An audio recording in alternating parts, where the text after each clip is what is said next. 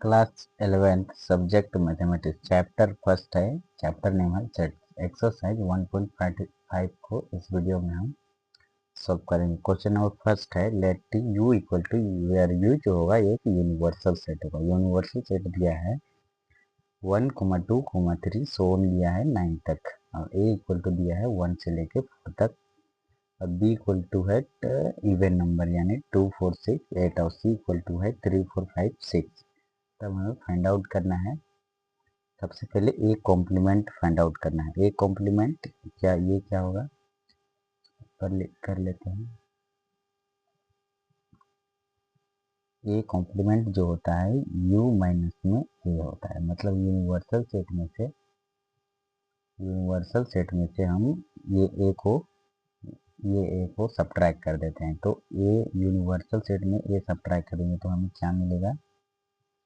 हम देखो universal set में से ना ये 1, 2, 3, 4 ये घट जाएगा, तो हमारे पास 5 से लेके 9 तक आएगा।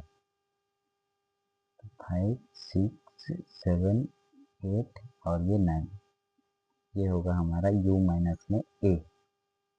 सेकंड में देखेंगे, सेकंड में क्या है, सेकंड में b कॉम्प्लीमेंट है। बी कॉम्प्लीमेंट जो होगा u माइनस में b होगा, मतलब यूनिवर्सल सेट में से b सब्ट्रैक्ट करेंगे। b में देखो 2, 4, 6, 8 है, तो इसमें से 2, 4, 6, 8 सब्ट्रैक्ट हो जाएगा, तो 1 तो बचेगा, 1, 2 सब्ट्रैक्ट होगा, 3 बचेगा, उसका 4 सब्ट्रैक्ट, 5 बचेगा, 6 सब्ट्रैक्ट हो जाएगा, 7 बचेगा, 8 सब्ट्रैक्ट हो जाएगा, 9 बचेगा। तो ये हमारा आंसर होगा बी कॉम्प्लीमेंट का। अब थर्ड में देखेंगे, थर्ड में है बी यूनियन सी का कॉम्प्लीमेंट। सबसे पहले हम निकालेंगे ए है, ए यूनियन सी है, तो ए यूनियन सी निकालेंगे। सेट ए में जितने एलिमेंट है वे, और सेट सी में जितने एलिमेंट है वे, सभी के सभी एलिमेंट को लिखेंगे। बस याद रहे कि कोई भी एलिमेंट रिपीटिशन नहीं होना चाहिए। 4 लिख लिए, 5 और ये 6, ये मिला हमें ए यूनियन सी। बट हमें ए यूनियन सी का डैश, ए यूनियन सी का डैश चाहिए। तो 1, 2, 3, 4, 5, 6 यूनिवर्सल सेट में से सब्ट्रैक्ट हो जाएगा, तो 7, 8, 9 ये जो मिलेगा हमें, यही होगा हमारा ए यूनियन सी का कॉम्प्लीमेंट। और 4 पे क्या चाहिए हमें, 4 पे है ए यूनियन, इधर लिख लेते हैं, ए यूनियन बी का डैश। सबसे पहले हम निकालेंगे ए यूनियन में बी, तो सेट ए में जितने एलिमेंट है वे, और सेट बी में जितने एलिमेंट है वे, सभी के सभी एलिमेंट को पहले लिख देंगे। 1, 2, 3, 4 और 6, में 8, ये हम लिखे हैं ए यूनियन बी। अब हम लिखेंगे ए यूनियन बी का डैश। तो देखो ए यूनियन बी का डैश निकालेंगे तो 1, 2, 3, 4 और 6, 8, इसमें से सब्ट्रैक्ट हो जाएगा, 1, 2, 3, 4 और 6 और 8, तो हमें 5, 7, 9 बचेगा।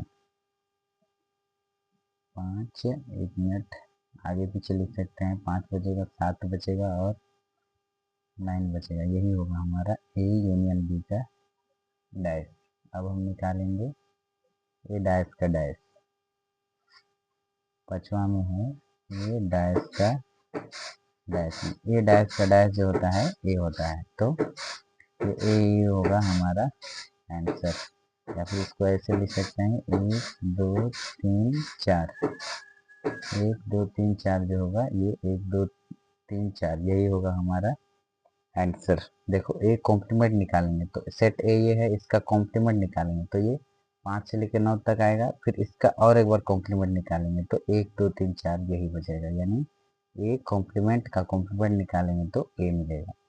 अब हम 6 को सॉल्व करेंगे।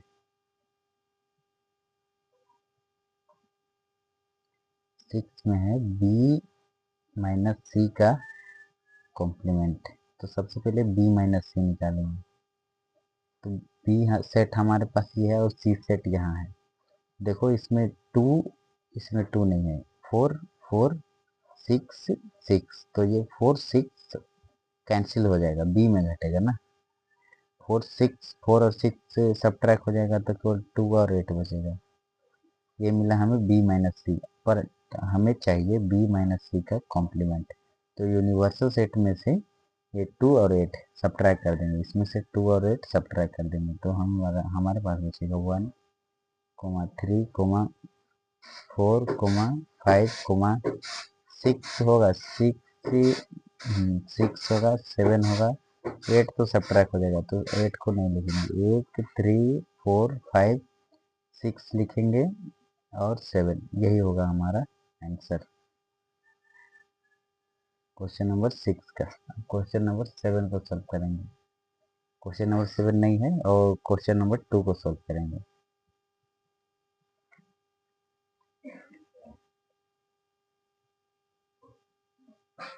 क्वेश्चन नंबर 2 है, इफ यू इक्वल टू, ये इंग्लिश अल्फ़ाबेट दिया है ए से लेके एच तक, फाइंड द कॉम्प्लीमेंट, यहाँ भी कॉम्प्लीमेंट फाइंड करना है, हमें फाइंड करना है of the following sets, A equal to A B C, B equal to D E F G और सी इक्वल टू है ए सी ई जी। इसको कैसे फाइंड आउट करेंगे, देखो सबसे पहले हम फर्स्ट को सॉल्व करते हैं, ये वाला को, सेट ए इक्वल टू दिया है ए बी सी कोमा है, तो यदि हम इसका कॉम्प्लीमेंट निकालेंगे तो ए कॉम्प्लीमेंट, तो देखो A B C universal set में सब्ट्रैक्ट हो जाएगा, तो हमारे पास डी से लेके एच तक बचेगा, तो हम इसे लिख देंगे D comma E comma F comma G comma में एच, ये होगा हमारा ए का आंसर। अब दूसरा में देखो बी इक्वल टू क्या दिया है, डी दिया है, ई दिया है, एफ और जी, तो हमें बी का कॉम्प्लीमेंट निकालना है, बी का कॉम्प्लीमेंट निकालेंगे तो डी ई एफ जी, डी ई एफ जी ये वाला सब ट्राई करेंगे, तो ए बी सी और एच बचेगा, ए बी सी और एच, यही होगा हमारा आंसर क्वेश्चन नंबर सेकंड का। क्वेश्चन नंबर थर्ड में सी इक्वल टू दिया है ए सी ई जी, सी का कॉम्प्लीमेंट निकालेंगे तो ए सी ई जी सब्ट्रैक्ट हो जाएगा, तो हमारे पास बचेगा ए बचेगा, बी बचेगा, सी सब्ट्रैक्ट हो जाएगा, डी बचेगा, ई सब्ट्रैक्ट हो जाएगा, एफ बचेगा, जी सब्ट्रैक्ट हो जाएगा, एच बचेगा, यही होगा हमारा आंसर क्वेश्चन नंबर थर्ड का, ये बी है ये ए है क्वेश्चन नंबर थर्ड का आंसर। अब हम क्वेश्चन नंबर सेकेंड हो गया, अब थर्ड को सॉल्व करेंगे।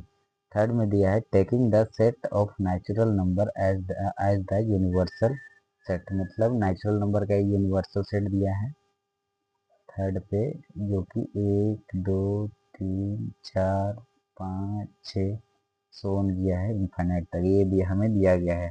Right down the complement of the following sets, तब हमें इसका कॉम्प्लीमेंट निकालना है। तो क्वेश्चन नंबर फर्स्ट का कॉम्प्लीमेंट कैसे निकालेंगे, इसको ऐसे निकालेंगे, देखो इसको पेज ले लेते हैं थोड़ा एक नया सा,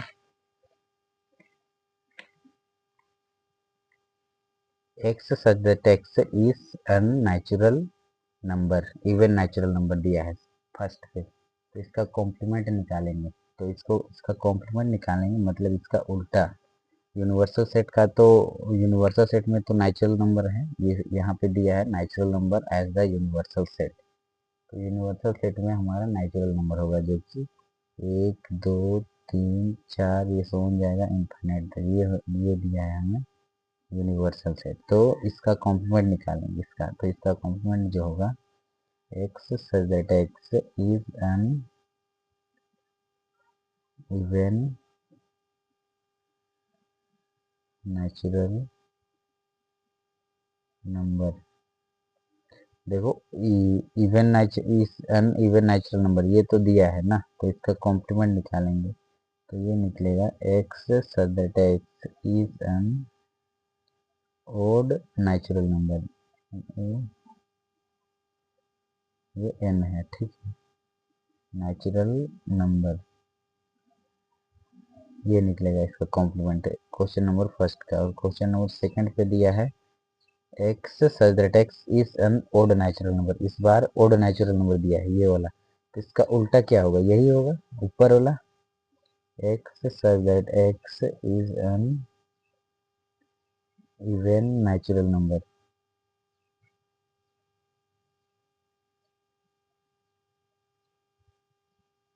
इवन नेचुरल नंबर, देखो यहाँ पे इवन नेचुरल नंबर दिया है मतलब 2, 4, 6, 8 ये दिया है, तो हमें क्या चाहिए, 1 3 5 यही सब चाहिए, 1 3 5 7 9 ये वाला चाहिए ओड में। अब यहाँ पे ओड वाला दिया है इसमें सेकंड में, यानी कि हाँ यहाँ पे ओड वाला दिया है, तो इसका कॉम्प्लीमेंट निकालेंगे तो क्या निकलेगा, यही यही ना निकलेगा, इवन वाला निकलेगा, यानी कि जो सम हो वही निकलेगा, और विषम का सम निकलेगा, और सम का उल्टा क्या होगा, विषम निकलेगा। तो क्वेश्चन नंबर 3 को देखो, क्वेश्चन नंबर 3 में दिया है x such that x is a positive multiple of 3, मतलब इसमें 3 होगा, 6 होगा, 9 होगा, 12 होगा, 15 ये वाला होगा। तो इसका उल्टा निकालेंगे तो क्या होगा, ये इसका उल्टा होगा, x such that x is अ, पहले तो नेचुरल नंबर होगा, लिख लेंगे natural number, natural number but क्या होगा, नॉट मल्टीपल ऑफ 3, मतलब 3 का मल्टीपल नहीं होंगे, नेचुरल नंबर तो होंगे बट 3 का मल्टीपल नहीं होंगे, बट नॉट मल्टीपल ऑफ 3, मतलब 3 के मल्टीपल नहीं होंगे। अब क्वेश्चन नंबर 4 को सोल्व करेंगे। 4 में क्या दिया है, 4 पे दिया है x such that x is a prime number. Prime number उसको कहते हैं जिसका गुणनखंड सिर्फ 2 होते हैं। तो दो होता है प्राइम नंबर, फिर 3 होता है, फिर 5 होता है, फिर 7 होता है, फिर ऐसे जाता है, फिर 11 होता है, ऐसे जाता है ये नंबर। ये होता है हमारा प्राइम नंबर, तो इसका उल्टा चाहिए हमें। तो हमें इसको कैसे लिखेंगे, 4 को हम इसको लिख सकते हैं X such that x is a composite composite number at X is equal to 1, जिसमें और x इक्वल टू 1 भी होगा। देखो x सच दैट एक्स, इसका मतलब हुआ x का जो वैल्यू होगा वो कॉम्पोसाइट नंबर होगा। अब कॉम्पोसाइट नंबर जो होता है 4 से स्टार्ट होता है, जिसका गुणनखंड 2 से अधिक हो, वो वाला सभी यहाँ से स्टार्ट होगा 4 से। ठीक है, तो ये 2 3 तो इसी में दिया है, इसी में प्राइम नंबर में ही आ जाएगा। तो एक एक को तो छोड़ना नहीं है, तो एक को तो लिखेंगे, इसका उल्टा निकालेंगे तो एक तो नहीं मिलेगा। उसके बाद इधर जो भी प्राइम नंबर है उसके बाद जो भी नंबर आएगा वो सब के सब हमारा कॉम्पोसाइट नंबर होगा। क्वेश्चन नंबर 5 को सोल्व करेंगे।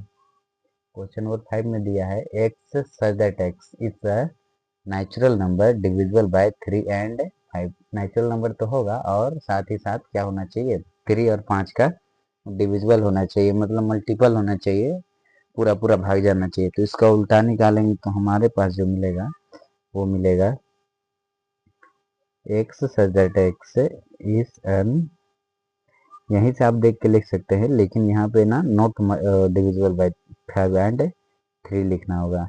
इज अ लिखिए या अन लिखिए, नेचुरल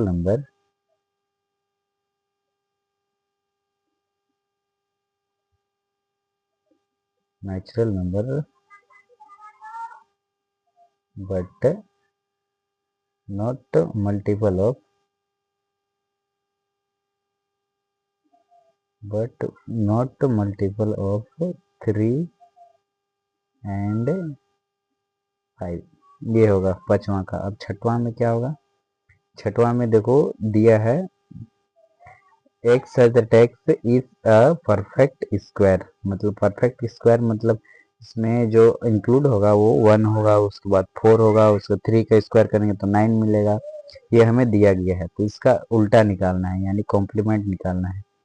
तो इसका जो कॉम्प्लीमेंट होगा वो होगा x such that x is a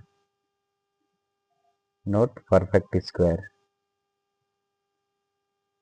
perfect SQUARE, ये हो जाएगा इसका कॉम्प्लीमेंट। और 7 में क्या होगा, 7 में दिया है x such that x is a perfect cube, मतलब इसमें जो इंक्लूड होगा, यदि ये दिया है हमें सेट बिल्डर फॉर्म, इसको रोस्टर फॉर्म में लिखेंगे तो 1 आएगा, 3 आएगा, 9 आएगा, 3 नहीं आएगा, 1 के बाद सीधे 8 आएगा, उसके बाद 27 आएगा। तो इसका कॉम्प्लीमेंट निकालना है, तो इसका भी कॉम्प्लीमेंट इस प्रकार होगा x such that x is a not perfect cube, not perfect CUB, कुछ इस प्रकार से इसका कॉम्प्लीमेंट निकालेगा। आप क्वेश्चन नंबर 8 को देखेंगे। 8 पे दिया है x such that x plus 5 equal to 8, ये जो दिया है हमें सेट बिल्डर फॉर्म में दिया है, यदि इसको रोस्टर फॉर्म में कन्वर्ट करेंगे तो हमें क्या मिलेगा। देखो हम इधर क्वेश्चन नंबर 7 को, क्वेश्चन नंबर 8 को पहले इधर रोस्टर फॉर्म में कन्वर्ट करते हैं तो हमें क्या मिलेगा। हमें मिलेगा x इक्वल टू 8 माइनस में 5। देखो प्लस का 5 इक्वल टू के राइट साइड, तो माइनस का 5 हो जाएगा, तो 8 में 5 सब्ट्रैक्ट करेंगे तो क्या मिलेगा हमारे पास 3 मिलेगा। x इक्वल टू 3, तो x इक्वल टू 3 दिया है इसमें 8 नंबर में, तो इसका कॉम्प्लीमेंट निकालेंगे तो क्या होगा। देखो 8 का होगा x such that x belong to करेगा नेचुरल नंबर तो होना ही चाहिए। इसके साथ ही क्या होना चाहिए, x नॉट इक्वल टू 3, मतलब x का जो वैल्यू होगा 3 नहीं होगा, बाकी बात जितने भी नेचुरल नंबर होगा वो सब के सब होंगे। ये हो गया 8 का आंसर। अब 9 में देखेंगे, 9 में क्या है, x such that 2x plus 5 equal to 9। ये 9 में है। ये 9 का यदि हम इसको रोस्टर फॉर्म में कन्वर्ट करेंगे तो इसको पहले सॉल्व कर लेते हैं। प्लस 5 इक्वल टू 9 है, को 2x इक्वल टू हम लिख सकते हैं 9 माइनस में ये वाला 5। अब 9 में 5 सब्ट्रैक्ट करेंगे, 6 7 8 9, तो हमें मिलेगा 4। देखो ये 2 मल्टीप्लाई में है, इसको भेज दिए इधर इक्वल टू के राइट साइड, तो ये डिवाइड में आ जाएगा। तो 2 2 जा 4, तो x इक्वल टू मिला हमें 2।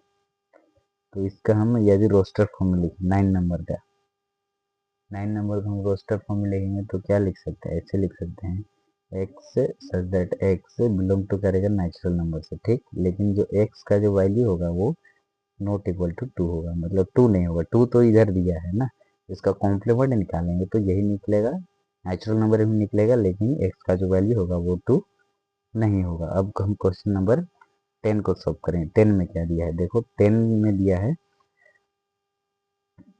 x such that x greater than equal to 7, मतलब x का जो वैल्यू होगा 7 भी होगा। देखो इक्वल टू का सही है, मतलब 7 शामिल होगा और 7 से बड़ा होगा। 7 8 9 10 उधर सो दिया जाएगा इन्फिनिट तक, तो इसका कॉम्प्लीमेंट जो निकालेंगे तो ये निकलेगा x such that x belong to natural number where x जो होगा लेस देन 7 होगा, मतलब 7 से छोटा होगा, ठीक।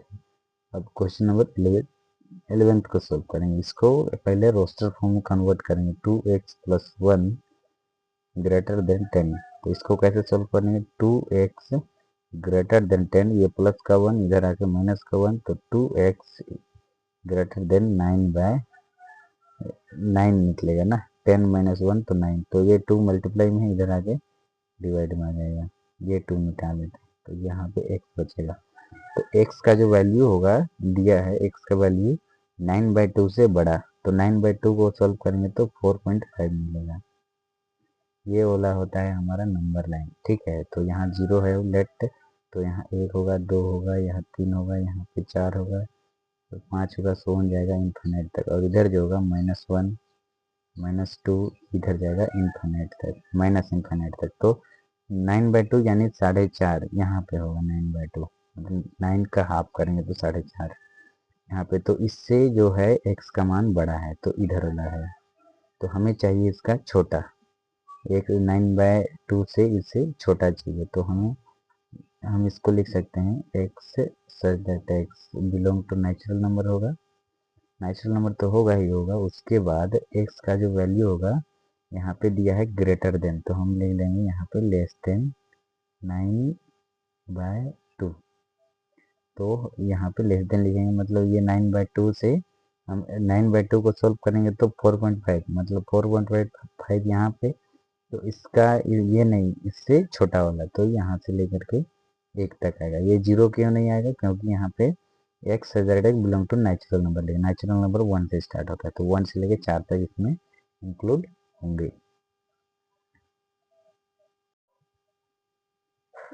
बी कॉम्प्लीमेंट जो होगा 1, उसके बाद क्या होगा, ये बी सेट हमारे पास ये है, तो ये 3 नहीं होगा, 3 तो सब्ट्रैक्ट हो जाएगा, 1 बचेगा। उसके बाद ये 2 बचेगा, 2 बचेगा। उसके बाद 3 सब्ट्रैक्ट होगा, 4 बचेगा। उसके बाद 5 सब्ट्रैक्ट हो जाएगा, 5 के बाद हमारे पास तो 6 बचेगा, 6 के बाद 7 सब्ट्रैक्ट हो जाएगा, तो 8 और 9 बचेगा। ये हमारा बी कॉम्प्लीमेंट निकला है। अब हम A complement intersection B complement निकालेंगे। तो इसमें इंटरसेक्शन मतलब होता है जो दोनों सेट में कॉमन मिले। तो 1 1 तो 9 दोनों में है तो 1,9। उसके बाद 2 इधर नहीं है, 4 इसमें नहीं है, 6 इसमें नहीं है, 8 इसमें नहीं है, 3 इसमें नहीं है, 5 इसमें नहीं है, 7 इसमें नहीं है, तो 1,9 आया है। तो लेफ्ट हैंड साइड में भी 1,9 आया है और राइट हैंड साइड में भी 1,9 आया है। तो हम लिख सकते हैं ए यूनियन बी का dash equal to A dash intersection B dash. ये हो गया हमारा प्रूफ्ड। अब हम क्वेश्चन नंबर 2 को सोल्व करेंगे। क्वेश्चन नंबर 2 पे क्या दिया है? क्वेश्चन नंबर 2 पे दिया है ए इंटरसेक्शन बी का dash equal to A dash union में बी डैश। क्वेश्चन नंबर 2 पे है ए इंटरसेक्शन बी का डैश इक्वल टू दिया है ए डैश यूनियन में बी डैश। तो सबसे पहले यूनिवर्सल सेट एक ले लेते हैं। यूनिवर्सल सेट यहाँ पे हमें दिया गया है, ये है 1 से लेके 9 तक। ठीक है, हम इसे लिख सकते हैं 1 2, ये सोन लिख रहे हैं 9 तक है, ये यूनिवर्सल सेट है। उसके बाद सेट ए जो दिया है, सेट ए दिया है 2 4 6 8। उसके बाद सेट बी दिया है, ये दिया है 2 3 5 7। ये दिया है सेट बी। अब हमें चाहिए, हमें सबसे पहले ए इंटरसेक्शन बी निकालना है। तो ए इंटरसेक्शन बी निकालेंगे। हम लिए हैं सबसे पहले लेफ्ट हैंड साइड।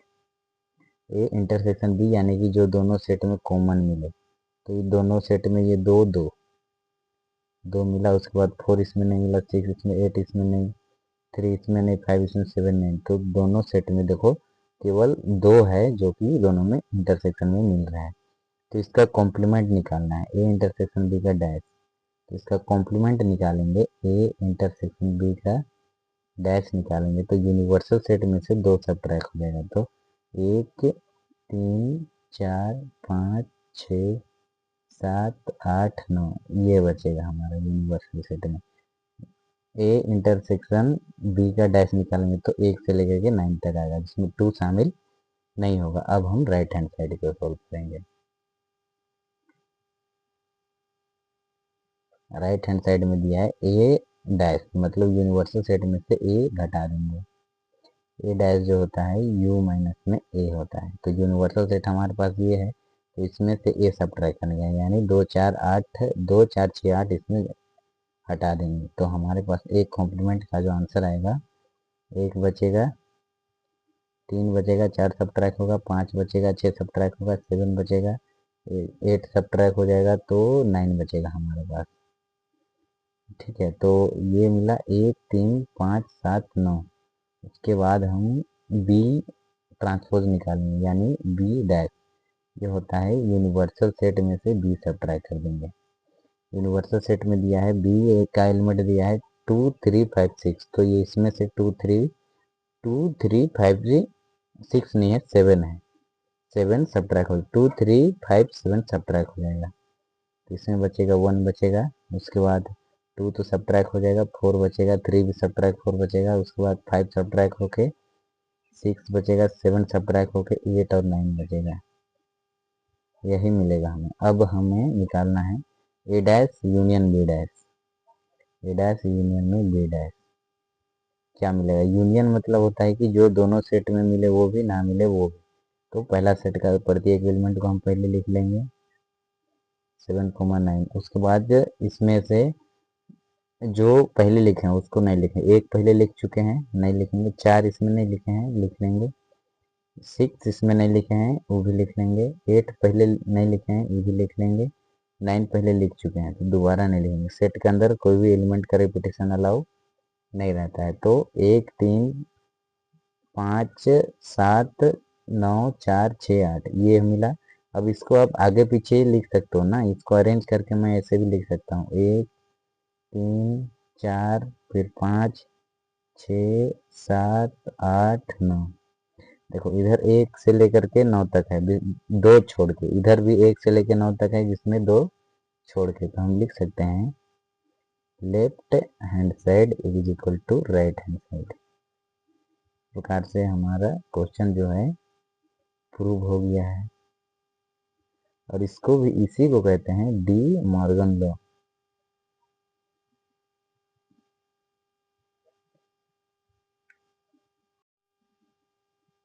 क्वेश्चन 5 है, when appropriate Venn diagram for each of the following: A union B का डैश, सेकंड में है A dash intersection B dash और A इंटरसेक्शन B का डैश, और फोर्थ पे है A डैश यूनियन में B डैश। तो इसका हमें वेन डायग्राम फाइंड आउट करना है। तो वेन डायग्राम कैसे फाइंड आउट करते हैं? सबसे पहले हम फर्स्ट को बनाते हैं। फर्स्ट में सबसे पहले एक यूनिवर्सल सेट है बनाएंगे। ये हो गया हमारा यूनिवर्सल सेट, ठीक है। और इसमें सेट ए ये है और सेट बी भी बनाना होगा हमें, सेट बी ये है।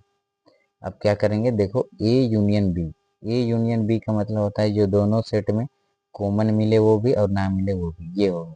लेकिन इसका हमें डैश निकालना है, मतलब इसका उल्टा। तो हम यहाँ कॉम्प्लीमेंट है तो इसका उल्टा जो होगा ये इधर का एलिमेंट मिलेगा, यूनिवर्सल सेट मिलेगा। तो हम इसे ऐसे साइडेड कर देंगे, यानी छायांकित कर लेंगे कुछ इस प्रकार से।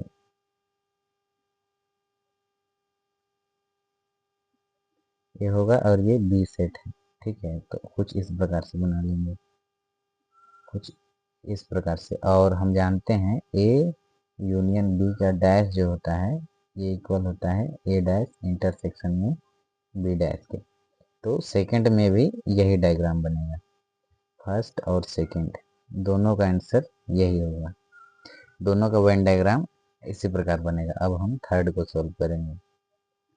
थर्ड पे दिया है ए इंटरसेक्शन बी का डैश। तो सबसे पहले एक यूनिवर्सल सेट होगा इस प्रकार से, उसके बाद मान के चलो ये यूनिवर्सल सेट है। उसके बाद सेट ए ऐसे बनाएंगे, सेट बी ये है, ए सेट है और ये बी सेट है। सबसे पहले देखो इसमें ए इंटरसेक्शन बी है, ए इंटरसेक्शन बी यानी कि सेट ए ये है, सेट बी है, दोनों में इंटरसेक्शन मतलब ये वाला भाग।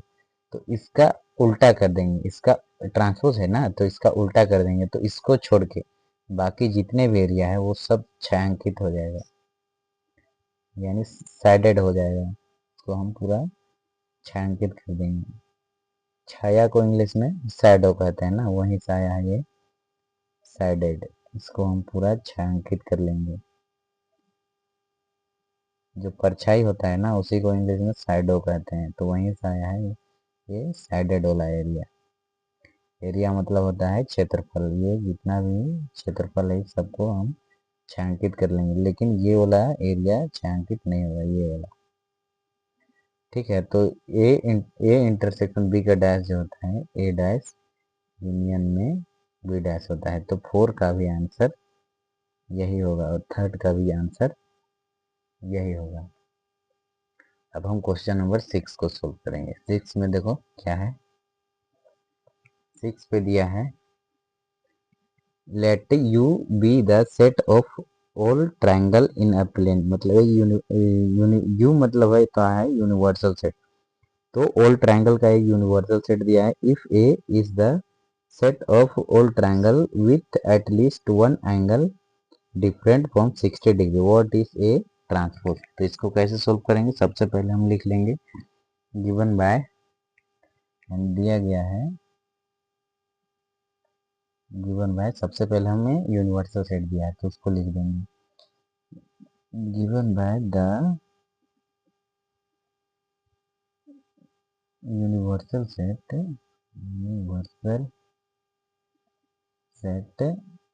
All triangle,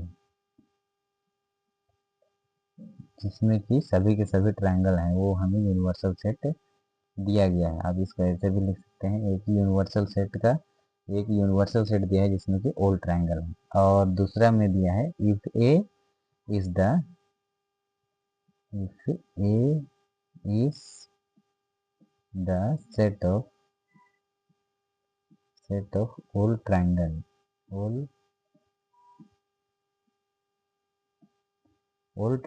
with eight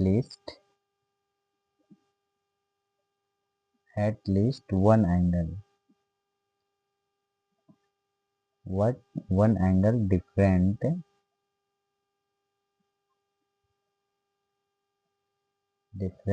from 60 degree. मतलब इसमें कह रहा है कि ये जो सेट दिया है उसमें मान के चलो ये ट्रायंगल है ना, इसमें से केवल एक एक ही ट्रायंगल जो है यानी एक एंगल जो है 60 डिग्री है, बाकी बाद at least to one angle different from 60 degree, एक एंगल है जो कि 60 डिग्री है और बाकी बात जो है 60 डिग्री नहीं है। तो यूनिवर्सल सेट में से हम सब्ट्रैक्ट कर देंगे क्या, या यदि हम व्हाट इज ए ट्रांसपोज, तो ए ट्रांसपोज क्या होगा, ए ट्रांसपोज जो होता है यू माइनस में ए होता है।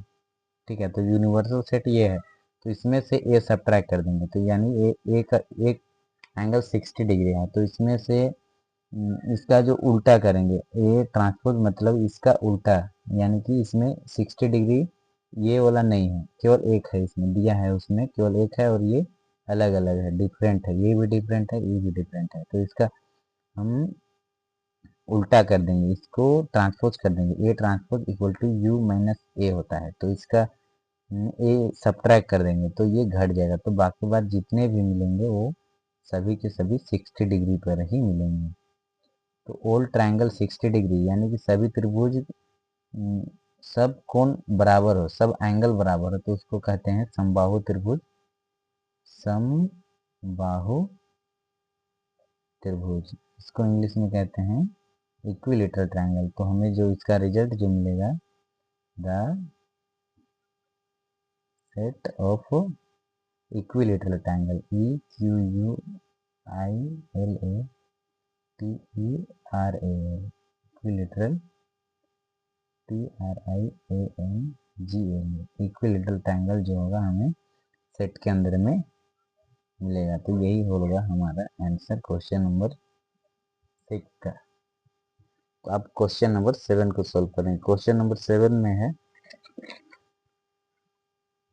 Find in the blanks, fill in the blanks है, fill in the blanks to make each of the following a true statement। इसमें से क्या ट्रू है और क्या फॉल्स होगा, यानी कि कौन सही कौन गलत बताना है और इसे फाइंड आउट भी करना है। तो सबसे पहले ए यूनियन ए का डैश करेंगे तो हमें क्या मिलेगा, तो सबसे पहले इसे हम एग्जाम्पल से समझें। यदि हम एग्जाम्पल इक्वल टू उदाहरण ले लिए, एक यूनिवर्सल सेट लेते हैं, 1 2 3 4, ये हम यूनिवर्सल सेट लिए हैं, ठीक। और ए इक्वल टू एक सेट ले लेते हैं 1 2, तो ए ट्रांसपोज निकालेंगे तो हमें क्या मिलेगा, 1 2 सब्ट्रैक्ट हो जाएगा यूनिवर्सल सेट में, तो 3 4 मिलेगा।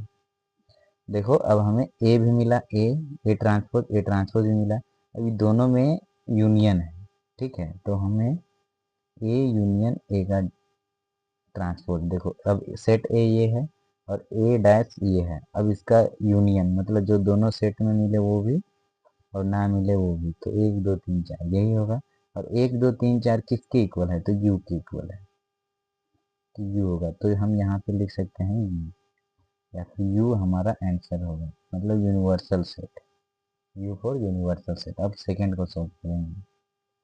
सेकंड में भी हम सबसे पहले एक यूनिवर्सल सेट ले लेंगे, 1 2 3 4 हम सिंपल वाला ही ले रहे हैं, बस सेट ए भी लेना पड़ेगा हमको, 1 2 ले लिए। अब इसका ये का ट्रांसपोज करेंगे तो हमें 3 4 मिलेगा। अब इसमें देखो सबसे पहले हमें और u का ट्रांसपोज करेंगे ना, ये यूनिवर्सल सेट है और यूनिवर्सल सेट का ट्रांसपोज करेंगे तो हमें 5 मिलता है। सबसे पहले 5 का ट्रांसपोज करेंगे तो हमें यूनिवर्सल सेट मिलेगा, ठीक है। तो 5 का ट्रांसपोज है यहाँ पे, सेकंड पे देखो यहाँ पे 5 का ट्रांसपोज इंटरसेक्शन ए है, तो 5 का ट्रांसपोज करेंगे तो हमें क्या मिलता है u, तो u का इंटरसेक्शन करना है a के साथ, ए सेट ए ये है, तो इंटरसेक्शन मतलब होता है जो दोनों सेट में कॉमन मिले, तो 1 2 इसमें मिलेगा, 3 इसमें नहीं मिलेगा, 4 इसमें नहीं मिलेगा, तो 1 और 2 हो गए। और 1 2 किसके इक्वल है, तो 1 2 है किसके इक्वल, ए के इक्वल, तो ए जो होगा हमारा आंसर होगा, हम यहाँ पे लिख सकते हैं ए। अब हम क्वेश्चन नंबर 3 को सोल्व करेंगे। क्वेश्चन नंबर 3 पे क्या है, क्वेश्चन नंबर 3 पे है ए इंटरसेक्शन ए का डैश। इसको भी समझने के लिए हम सबसे पहले यूनिवर्सल सेट ले लेंगे। यूनिवर्सल सेट में सिंपल हम जो लेते आ रहे हैं वही ले रहे हैं, 4। उसके बाद सेट ए लेना पड़ेगा, 1,2। उसके बाद ए का ट्रांसपोज तो 3,4। अब क्या करेंगे, ए इंटरसेक्शन ए का ट्रांसपोज है ना, तो ए सेट ए है, सेट ए का ट्रांसपोज ये है, तो या फिर ए डैश ये है, तो दोनों का इंटरसेक्शन निकालेंगे जो दोनों सेट में कॉमन मिले। तो हमें तो कोई कॉमन ही एलिमेंट मिलेगा ही नहीं, तो 5 होगा, मतलब नल सेट। तो हम लिख सकते हैं यहाँ पे 5 हो गया थर्ड। अब क्वेश्चन नंबर 4 को सोल्व करेंगे। 4 पे है यू का डैश इंटरसेक्शन ए। यू का डैश इंटरसेक्शन ए, सबसे पहले हम एक यूनिवर्सल सेट लेंगे, 1 2 3 ले लिए। अब सेट ए इक्वल टू हम ले लिए एक, एक जो है एलिमेंट है। अब जो ए डैश जो होगा 2,3 होगा, हालांकि हमें ए डैश का काम नहीं है। तो देखो यूनिवर्सल सेट का डैश करेंगे ना तो हमें 5 मिलेगा। देखो ये यूनिवर्सल सेट ये है, इसका ट्रांसपोज करेंगे तो 5 मिलेगा। तो 5 का इंटरसेक्शन करना है ए के साथ, ए का एलिमेंट ये है, तो दोनों में जो इंटरसेक्शन मिलेगा वही एलिमेंट होता है, तो कुछ भी इंटरसेक्शन मिलेगा ही नहीं, तो ये भी क्या हो जाएगा, 5 हो जाएगा। तो 4 का भी आंसर आया हमारे पास 5, यही होगा हमारा करेक्ट आंसर। तो हम लिख सकते हैं यहाँ पे 5, यही होगा हमारा आंसर।